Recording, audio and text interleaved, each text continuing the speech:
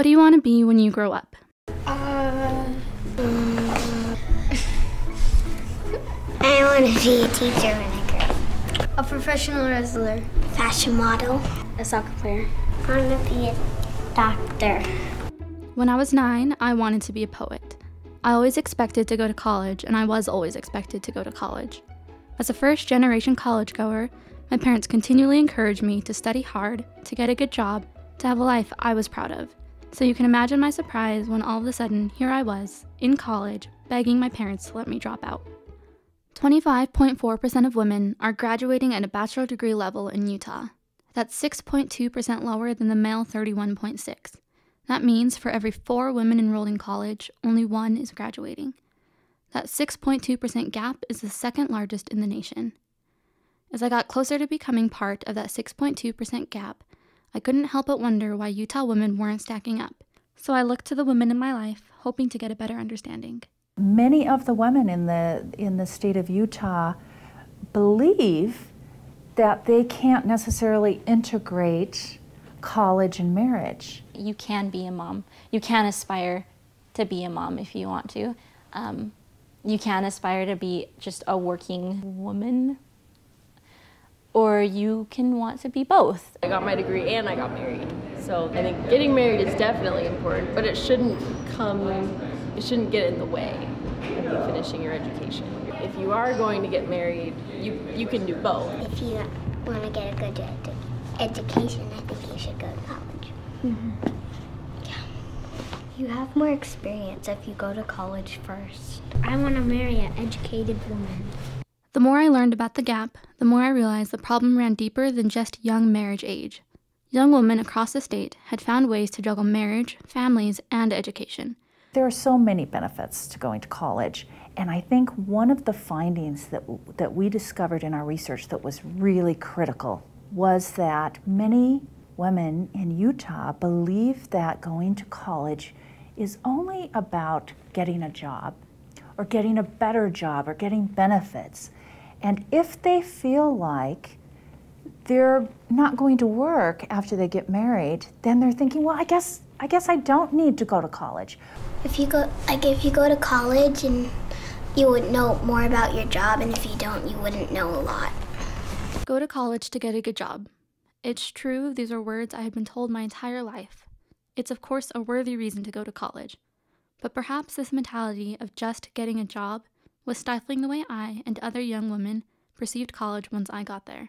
I'd rather have me go to the job so she could take care of the kids and do the dishes and the laundry and that kind of stuff. If a young woman feels like she doesn't need to get a job, she wouldn't have the motivation to graduate from college. And in my case, I applied to different film schools for college with the idea of advancing my career. But after I had the opportunity to study film prior to college, I arrogantly felt like college wasn't important for me anymore. And a study conducted in 2010 showed that 96.3% of women in Utah thought similarly to me, that college could only help their future careers. Cut this nearly in half, and you have 54% of women who know college would help them increase their intellect. But then only 41% thought college could benefit their self-esteem and self-worth. Just 26% viewed college as something that could help them improve or develop. Only 20% believed a college degree could help them be positive examples to future generations. Just 15% felt college would help them influence and make a difference in society. Merely 12% noted the social benefits college could bring. And barely 8% understood that college could develop skills like critical thinking, problem solving, and tolerance for differences in others. If I go into college believing that getting a job is my sole intent to graduate, what am I missing out on?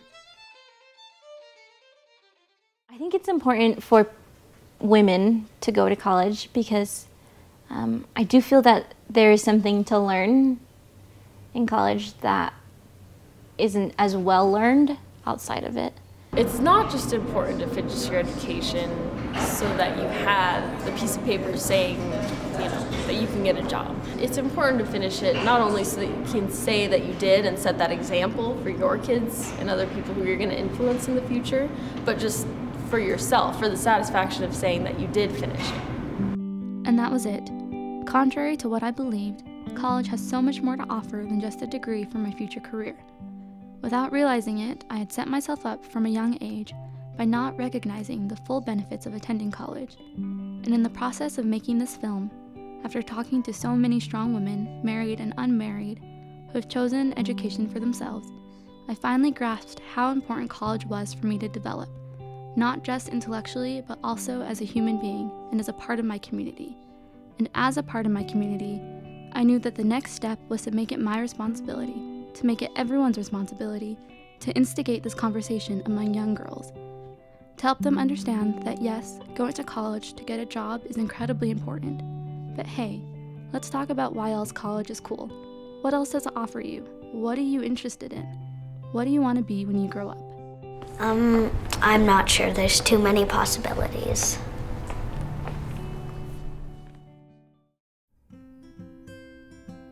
When I was making this film, this was earlier this year, my sister was engaged to be married. She's 30 and I'm 10 years her minor, but being around that environment where like my sister was planning a wedding, I was like, I want to get married. I want to have a wedding. Oh my God, I want to get married. And obviously I'm kidding with my sister, and she would joke around back with me, but she would always like seriously append to the end, like, yeah, but you got to go to college first. You can't get married quite yet. And the more we had that conversation, I began to wonder, like, how do these two things, college and young marriage, coexist? So I looked it up, and I was shocked when I found the numbers, the statistics that were in the film, that Utah has the widest gap of men graduating college to women graduating college. And what was interesting is that we had the same number enrolling in college, but there were less women graduating. And so I began to wonder, and I assumed, like most people probably would, that it was because of young marriage age that girls get married young. I think it's a uniquely prevalent thing that happens in Utah. And then once they get married, they drop out of college. And I wasn't wrong in thinking that, but I also wasn't right, because at the time I found myself also wanting to not finish college. I didn't want to graduate. So I wondered where I fit into the statistic. The problem didn't lie in young marriage age, but rather the conversations that we were having with young girls. While it's super important to go to college to get a career, and that's obviously like the ideal end goal, drilling it into young girls and saying like, college is just for getting a job and college is just for having that career. It was limiting girls who, obviously, there are some women who, when they grow up, they want to have families, they want to be moms. That's what they want as their career. When we present college as just something to get a career, that limits women who don't necessarily want that career. I found that's where I sort of fell into the statistic. Even though I did want a career, I found myself thinking after I was able to study film before I went to college.